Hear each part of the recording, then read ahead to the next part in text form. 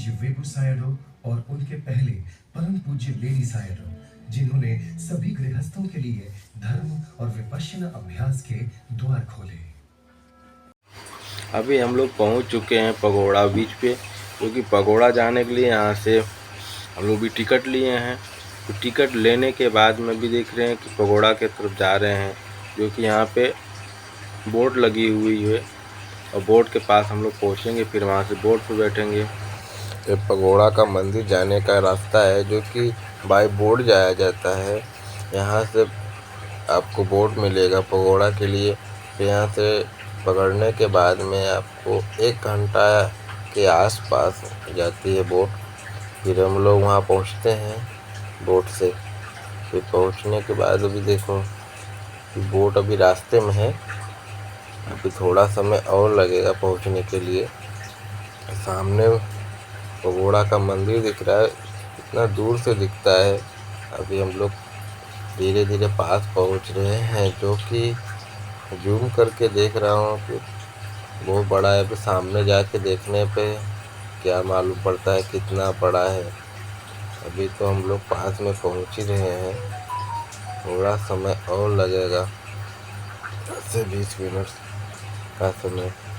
आप सब भी आइए यहाँ पर पगोड़ा में विजिट करिए और देखिए यहाँ का पगोड़ा टेम्पल बहुत सुंदर है।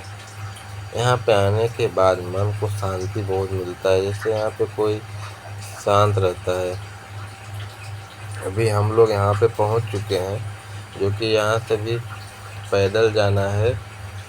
देख रहे कितना दूर है। अभी यहाँ से पैदल चलते चलते जाएंगे। फिर इसके बाद में इतना इंतज़ार करने के बाद में हम लोग पगोड़ा के द्वार तक पहुंच गए हैं। और यहाँ पे जो लाइन देख रहे हैं आप लोग, ये लाइन लगी है टिकट चेक करने का, जो कि यहाँ पे जाने के लिए टिकट लगता है। वहाँ पे टिकट को चेक करते हुए फिर हम लोग पार करते हैं। और देखो यहाँ पे फ़ोटो शूट करने के लिए रखा हुआ है, फ़ोटो भी अपना शूट कर सकते हैं किसी भी। देखो मेरा बेटा है ये, जो कि इसका फ़ोटो, और ये छोटा बेटा है। अभी हम लोग यहाँ पे पगोड़ा से एंट्री करके अभी ऊपर चढ़ रहे हैं, जो कि आगे जाने का जो रास्ता है वो दिख रहा है। ऊपर में नाश्ते की भी व्यवस्था है, सब कुछ है, बट वहाँ पे अच्छा है। अभी हम लोग रास्ते में पहुँचे, अभी पगोड़ा टेम्पल की तरफ जा रहे हैं, जो कि अंदर है। अभी वहाँ पहुँचते पहुँचते थोड़ा टाइम लगेगा। अभी देखो हम लोग यहाँ से चल चल के जा रहे हैं, अंदर ही पहुँचने वाले हैं। आप पगोड़ा के पास में थोड़ा दूर रास्ता जो दिखा रहा है पगोड़ा का, यही रास्ता है जाने का। तो अभी हम लोग पगोड़ा गेट के पास में, वहाँ पर बैरिकेड लगा है, बैरिकेड तक पहुँच चुके हैं। अभी कुछ पल में हम लोग गेट के सामने होंगे। आप सब बने रहिए वीडियो पे, देखते देखिए। हम लोग पगोड़ा का जो मंदिर का गेट है वहाँ पहुँच चुके हैं। और यहाँ पर पहुँचने के बाद अभी एंट्री लेते हैं, अभी फ़ोटो वोटो शूट होगा। फिर फ़ोटो तो लेने के बाद में, यहाँ पहुँचने के बाद फिर फ़ोटो लेते हैं लोग। लेने के बाद में फिर हम लोग पहुँचेंगे अंदर। अभी ये तो आपको बाहर की तरफ दिख रहा है, अभी गेट पहुँच चुके हैं, जो कि सब कोई फ़ोटो ले रहा है। अभी फ़ोटो लेने के बाद में सब लोग अंदर चलेंगे। अंदर जाने के बाद में फिर आगे जाएंगे, तो सीढ़ी से ऊपर चढ़ के जाने के बाद रास्ते में दो जगह चेकिंग होता है। वहाँ पे चेक करते हैं। चेक करने के बाद में फिर हम लोग पगोड़ा के सीढ़ी पे पहुँच जाते हैं, जो बड़ा मंदिर दिख रहा है वहाँ पे। ये जो दिख रहा है सीढ़ी का रास्ता है, और बाजू में वहाँ पे घंटा लगा हुआ है, बहुत बड़ा घंटा है, जो कि लोग जाते हैं और बजाते भी हैं। और उसको बजाने में अभी देखिए ऊपर चढ़ के चलते हैं, ऊपर में कैसा दिख रहा है आप सबको दिखाता हूँ, तो वीडियो में बने रहिए। देख रहे हैं ना, अभी लोग सीढ़ी से चढ़ते जा रहे हैं। उन्होंने अपने होनहार गृहस्थ शिष्य सयाथेट जी को आचार्य नियुक्त किया। सयाथेट जी के अग्रणी शिष्य थे सयाजी उबाखेन, जिन्होंने म्यांमार की सरहदों से पार पूरे विश्व में धर्म के प्रसार का मार्ग प्रशस्त किया। दक्षिण पूर्वी एशिया में पीढ़ियों से एक मान्यता चली आ रही थी कि बुद्ध के 2500 वर्ष के बाद धर्म एक बार फिर उसकी जन्मभूमि भारत लौटेगा और वहीं से विश्व भर में फैलेगा।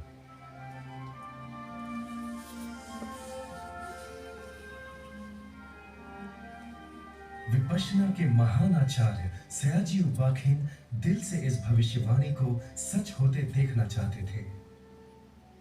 वे इस अनमोल धर्म रत्न के लिए म्यांमार को भारत का ऋणी मानते थे और उस ऋण को चुकाना चाहते थे। सयाजी ने उनके धर्मपुत्र सत्यनारायण गोयनका को विपश्यना आचार्य के रूप में अधिकृत किया और भारत को इस धर्म शिक्षा रूपी धरोहर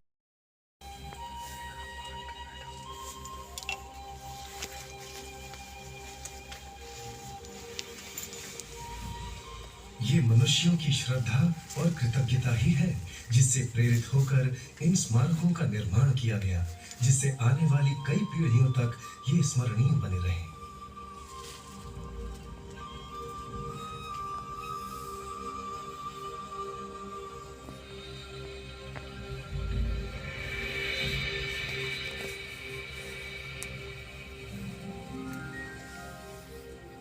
छब्बीस सौ वर्ष पूर्व भारत में एक अद्भुत घटना घटी। राजकुमार सिद्धार्थ गौतम को बोधि प्राप्त हुई और वे सम्यक संबुद्ध बने। उन्होंने उत्तर भारत के गांव और नगरों का भ्रमण कर लोगों को सारे दुखों से मुक्ति पाने का मार्ग सिखाते हुए धर्म चक्र को प्रवर्तित किया। उनकी शांति और सामंजस्य की शिक्षा का दूर से दूर तक प्रसार हुआ। ये शिक्षा जहां भी गई लोगों के लिए सुख शांति ही लाई।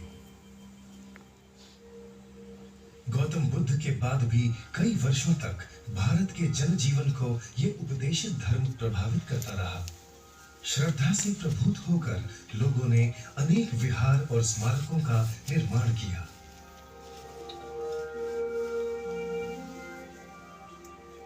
इस कार्य में महान सम्राट अशोक ने सबको पीछे छोड़ दिया। उसने भगवान के प्रति स्मरणांजलि के रूप में भारत में 84,000 स्मारक बनवाकर धर्म के प्रचार प्रसार का बीड़ा उठाया। पर उनका महत्तम योगदान था बुद्ध की शिक्षा को भारतीय सीमा के पार पहुंचाना। उन्होंने पड़ोसी देशों में कई धम्मदूत भेजे। वहां धर्म ने जड़ें पकड़ी और खूब पनपा भी।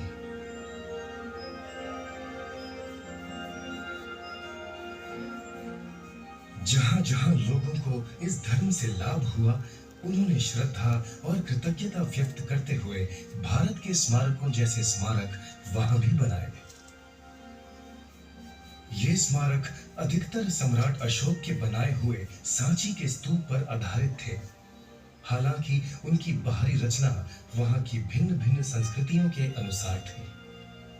कुछ एक स्मारक बोध गया के महाबोधि मंदिर की रचना का आधार लेकर भी बनाए गए, जहां बुद्ध को बोधि प्राप्त हुई थी। लेकिन जहां इस धर्म की ज्योति कई देशों में उज्ज्वलित हुई, भारत में धीरे धीरे धुंधली होती गई। बुद्ध की निष्कलंक शिक्षा में मिलावट होने लगी, लोग उसे भूलने लगे और फिर धीरे धीरे वो अपनी जन्मभूमि से लुप्त हो गई। मानो जैसे धर्म चक्र प्रवर्तित हुआ ही था थम जाने के लिए। आज भी भारत में बुद्ध सम्मानित हैं, पर अधिकांश भारतीय उन्हें अनेक हिंदू देवताओं में से एक समझते हैं।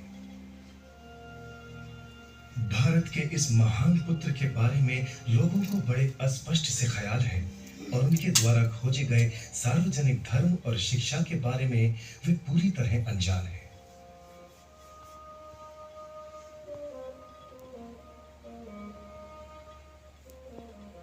कुछ पड़ोसी देश जैसे म्यांमार, श्रीलंका, थाईलैंड, कंबोडिया और लाओस ने बुद्ध की वाणी को पाली त्रिपिटक के रूप में संभाल कर रखा, जिसकी वजह से प्राचीन काल से लेकर अर्वाचीन युग तक विश्व को बुद्ध की वाणी ज्ञात रही।